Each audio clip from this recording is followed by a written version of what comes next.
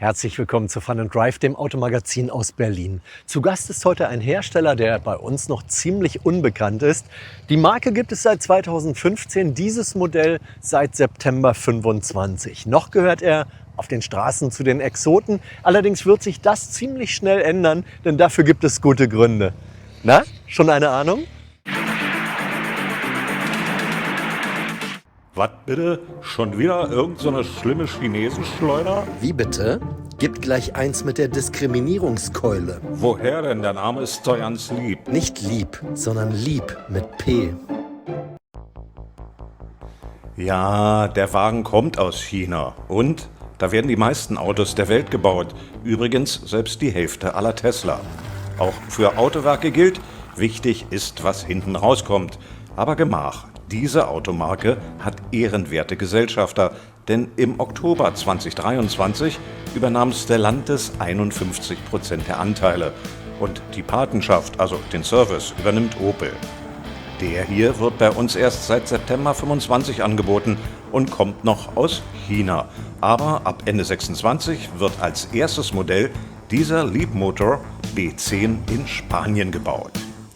Ja, die Marke ist auf dem Sprung, denn nichts anderes bedeutet Leap.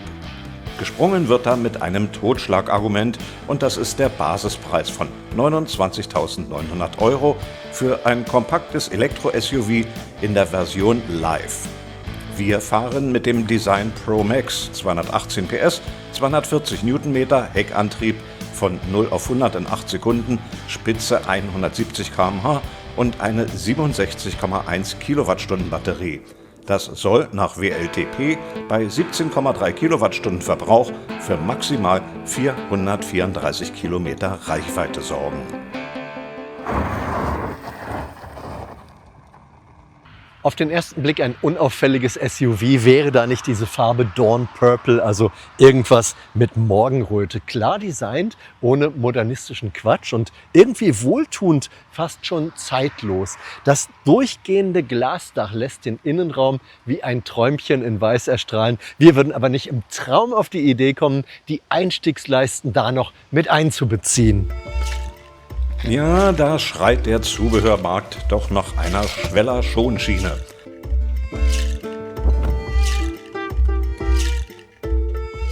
Auch nicht schlau, dass da hinten B10 stehen soll, wie wohl die meisten Bio lesen. Nicht nur das wird Autoposer abschrecken, dennoch sind die Leistungen durchaus respektabel.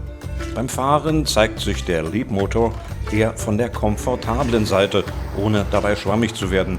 Und wir lieben nun mal Heckantrieb. Und dass der B10 so viele Überraschungen bietet. Heute zäumen wir die Pferde mal von hinten auf. Der Kofferraum fasst inklusive Kellergeschoss 420 bis 1300 Liter. Obendrauf gibt es noch einen Frunk und an den Seiten, eine nie gesehene Seltenheit, die Kotflügel bieten freien Blick in die Luftigkeit. Das gleiche Gefühl bei unserem meist ganz hinten stehenden Sitz. Dahinter ist auffällig viel Platz, den die durchgängige Fußmatte quasi feiert. Die Polsterung ist komfortabel, kuschelig und kühlbar. Zum Reinlegen gut und das ist wörtlich gemeint, die Liegesitze sind wieder da. Bei 1,89 Breite ohne Spiegel bietet das auch zu zweit Erlebnismehrwert. Wenn das Fahrzeug zu sehr wackelt, klappert allerdings der Gurt an der B-Säule. Logo auch beim Fahren. Wenigstens lassen sich nervige Geräusche wie Tempobimmel oder Spurhaltewarnung mit zweifachem Drücken der Kurzwahltaste am Lenkrad abstellen. Auch eine gute Idee, das sich selbst aufräumende Armaturenbrett. Diese geniale Konstruktion duldet einfach nicht den Missbrauch als Ablage oder Mülleimer. Entgegen oft gelesener Kritik muss man die Einstellung der Rückspiegel im Menü nur anwählen. Dann richtet man sie mit den Lenkradtasten aus. Und bevor der Kameraspion sie für müde erklärt, üben wir das Losfahren. Es folgt ein Tutorial.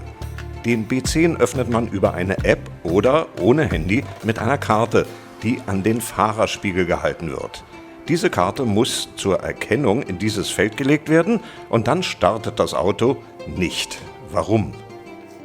Legt man zuerst das Handy in die Mulde rechts, findet das Auto dessen NFC-Frequenz und ist verwirrt.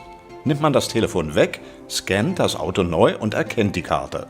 Also immer erst die Karte anbieten und nach Freigabe das Telefon ablegen. Danach kann man die Karte sogar wieder wegnehmen, das Fahrzeug bleibt an. Auch Einstellungssache, setzt man den Blinker, setzen die Kameras einen ins Bild. Wer damit noch Radfahrer umnietet, dem könnte man fast Vorsatz unterstellen. Aber das alles ist eben kann und nicht muss.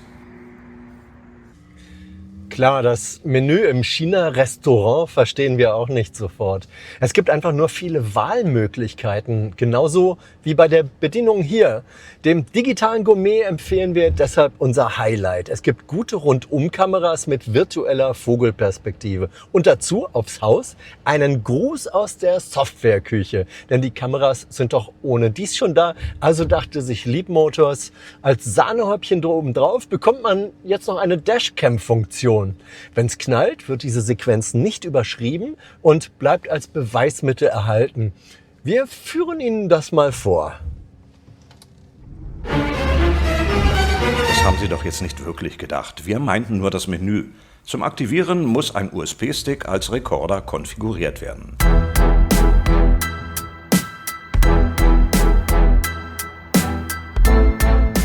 In Summe kann der B10 mit 3 Argumenten punkten. Das ist zum einen der Basispreis von unter 30.000 €, all inclusive. Selbst mit großem Akku sind nur 33.000 fällig vor Abzug der E-Prämien. Wichtiger ist aber zweitens, dass es hier nicht um irgendein Internetschnäppchen geht mit prekärem Service. An über 150 Standorten in Deutschland wird Leapmotor von Stellantis ganz traditionell betreut und dort meist von Opel-Händlern. Vergleichbare Opel Grandland oder Peugeot E3008 kosten jedoch deutlich mehr. Also ein Kuckucksei im Opel-Nest? Auf dem Schnäppchenmarkt ja, perspektivisch nein. Denn es geht um Technologietransfer, Marktzugang und Zölle. Das nächste Opel Elektro-SUV kommt wohl komplett auf einer Plattform von Leapmotor. Und den B10 gibt es inzwischen auch als Hybrid mit einem 1,5 Liter als Range Extender Motor. Bleibt Argument 3.